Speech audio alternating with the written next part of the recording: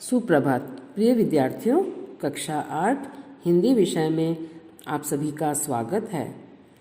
बेटा, कल हमने जो है हमारी पाठ्य पुस्तक मेधा के पाठ 7 जामुन का पेड़ नामक जो व्यंग्य कथा है उसका भाग 1 पढ़ा था और आज जो है हम उसका भाग 2 पढ़ेंगे।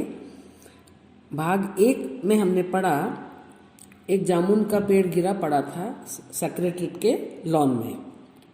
सुबह होने पर माली ने उसे देखा कि वह आदमी, पेड़ के नीचे एक आदमी दबा पड़ा है और पेड़ के नीचे दबे आदमी को निकालने के लिए सबसे अधिक चिंता माली को थी कि इसको बाहर कैसे निकाला जाए।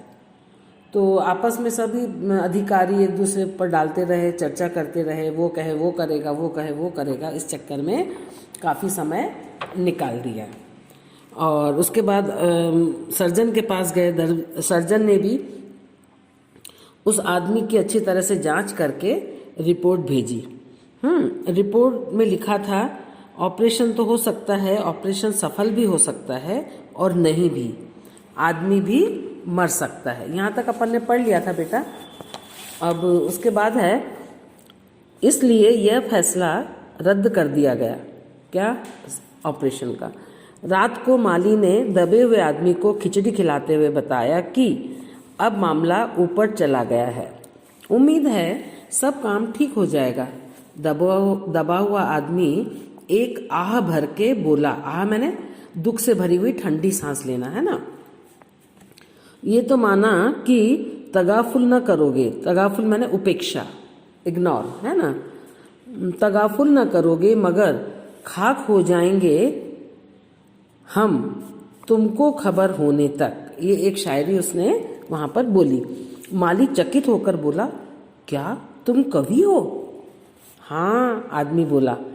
देखो, दूसरे दिन माली ने चपरासी को बताया। चपरासी ने क्लर्क को। थोड़ी देर में यह खबर चारों ओर फैल गई। शाम होते होते सेक्रेटरीट का लॉन भांति भांति के कवियों से भर गया। भांति भांति मैंने अलग अलग तरह के कवियों से भर गया और दबे हुए आदमी के चारों ओर कवि सम्मेलन सा वातावरण हो गया, खूब, क्योंकि वहां पर खूब सारे कवि इकट्ठे हो गए थे।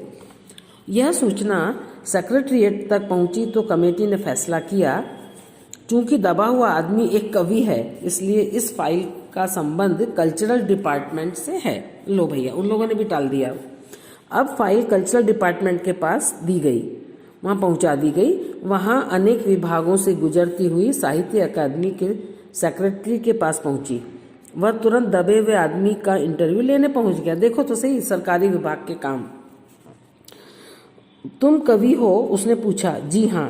किस उपनाम से शोभित हो?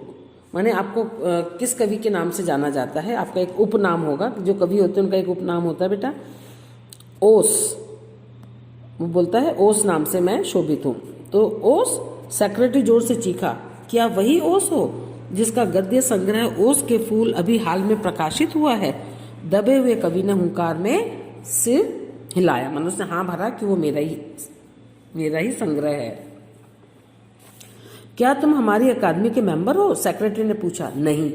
आश्चर्य है, इतना बड़ा कवि, ओस के फूल का लेखक हमारी अकादमी का मेंबर नहीं है। उफ, कैसी भूल हो गई हमसे।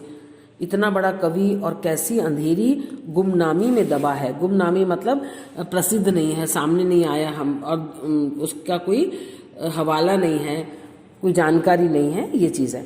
गुमनामी में नहीं, एक पेड़ के नीचे दबा हूँ, कृपया मुझे यहाँ से निकालिए। वो बोलता है आदमी कि मैं गुमनामी में नहीं हूँ, मैं तो एक बार पेड़ के नीचे दब गया हूँ और मुझे आप निकाल लो। अभी बंदोबस्त करता हूँ। बंदोबस्त मैंने इंतज़ाम, अरेंजमेंट। सेक्रेटरी फौरन बोला। उसने अपने विभाग में रिपोर्ट की। दूसरे दिन सेक्रेटरी आए और उस आदमी से बोले, मुबारक हो, मिठाई खिलाओ, हमारी साहित्य अकादमी ने तुम्हें अपनी केंद्रीय शाखा का मेंबर चुन लिया। यह लो चुनाव पत्र। माने उसको, इतना बड़ा कवि था, इतना बड़ा साहित्यकार था, उसको उन्होंने अपना मेंबर चुन लिया। मगर मुझे इस पेड़ के नीचे से तो निकालो, दबे हुए आदमी ने कराहते हुए कहा। यह हम नहीं कर सकते, सेक्रेटरी ने कहा। जो हम कर सकते थे हमने कर दिया, और यदि तुम मर जाओ तो तुम्हारे घर वालों को वजीफा दे सकते हैं। वजीफा मैंने स्कॉलरशिप, मैंने उसका छात्रवृत्ति जिसको बोलते हैं स्कॉलरशिप, लेकिन इस यहाँ पे तो उसका वजीफा वही कहलाएगा, भुगतान। मैं अभी जीवित हूँ, कवि बोला, मुझे जिंदा रखो। सेक्रेटरी बोला, मुसीबत यह है कि हमारा विभाग सिर्फ कल्चरल से संबंधित है, पेड़ काटने का मामला है, कलम दवात से नहीं, आरी कुल्हाड़ी से नहीं संबंधित है। उसके लिए हमने फॉरेस्ट डिपार्टमेंट को अर्जेंट लिखकर भेज दिया है। बताओ, वो उस पे टाल रहा है, वो उस पे टाल रहा है। शाम को माली ने आकर दबे हुए आदमी को बताया, कल फॉरेस्ट डिपार्टमेंट के आदमी इस पेड़ को काट देंगे और तुम्हारी जान बच जाएगी। अब दबे हुए आदमी का स्वास्थ्य जवाब दे रहा था, कल तक किसी न किसी तरह उसे जीवित रहना है। दूसरे दिन जब फॉरेस्ट डिपार्टमेंट के आदमी आरी कुल्हाड़ी लेकर पेड़ काटने पहुंचे, आरी कुल्हाड़ी औजार होते हैं बेटा जिनसे पेड़ों को, लकड़ी को काटा जाता है, तो उन्हें रोक दिया गया। मालूम हुआ कि विदेश विभाग से हुक्म आया था कि पेड़ को न काटा जाए। अंडर सेक्रेटरी ने सुपरिंटेंडेंट को बताया, आज सवेरे प्रधानमंत्री दौरे से वापस आ गए हैं। आज 4 बजे विदेश विभाग इस पेड़ की फाइल उनके सामने पेश करेगा। जो वे फैसला देंगे वही सबको स्वीकार होगा। बताइए, उस इंसान की जान बचाने के लिए कोई तैयार नहीं है ना। अब कोई प्रधानमंत्री आने वाले थे, बोलते पहले उनके सामने ये फैसला ये चीज़ जाएगी, इस बात को हम उनके सामने रखेंगे, वो जो फैसला देंगे वही हम लोग सब मानेंगे।